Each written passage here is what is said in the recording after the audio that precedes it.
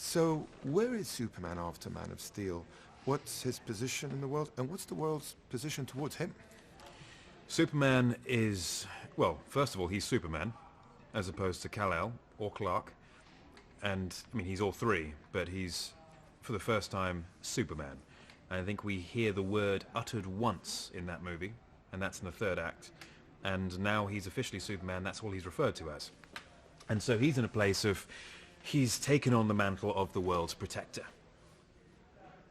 And it's a mantle which feels right. It sits well. It's a heavy one, but it sits well.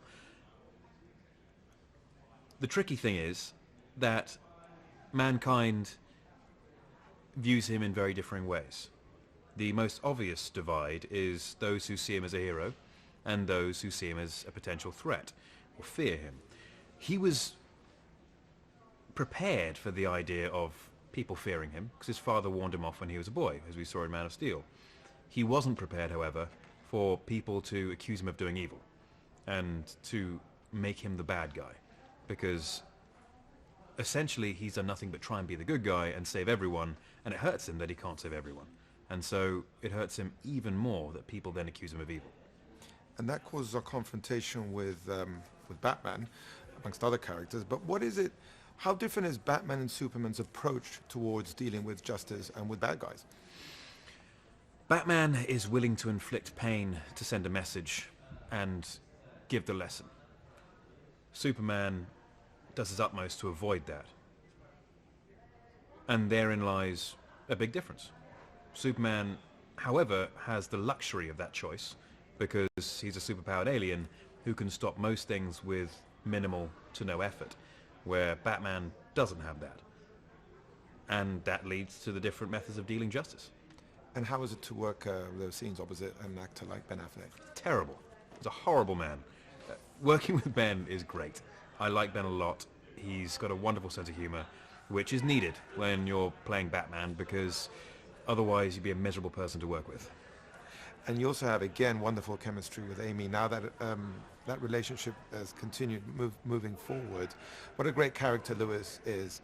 And I wanted to ask you about the importance of that character in this story, and of just the pleasure of working with Amy again.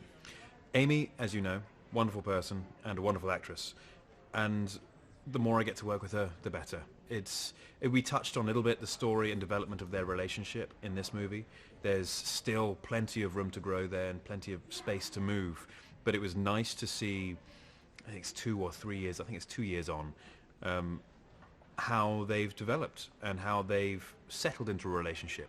Of course, there are complications to having a relationship with a superpowered alien, but there are complications in every relationship. The movie wouldn't work if there weren't a powerful villain behind it, and there is, in Lex Luthor, of course. But I also thought that Jesse did an extraordinary job there. He did indeed, and I will echo those thoughts. And Jesse brings something to Lex Luthor which is, there's a menace there, which is underlying everything he does. And you don't see it at first because of the presentation that Lex Luthor, Jesse, makes. And the wonderful thing is that Superman never suspects until it's the very, very last moment. And Jesse brings all of that into a very, very complex and subtle performance. And what does Zach bring to it all?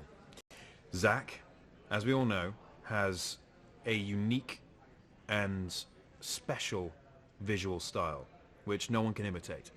And Zach's ability to provide such a wonderful setting for these two characters to come together in, and a world in which seems real and fantasy at the same time. It's that sort of ultra-realism, imagination blend, and that, I think, provides the best of settings for this kind of story.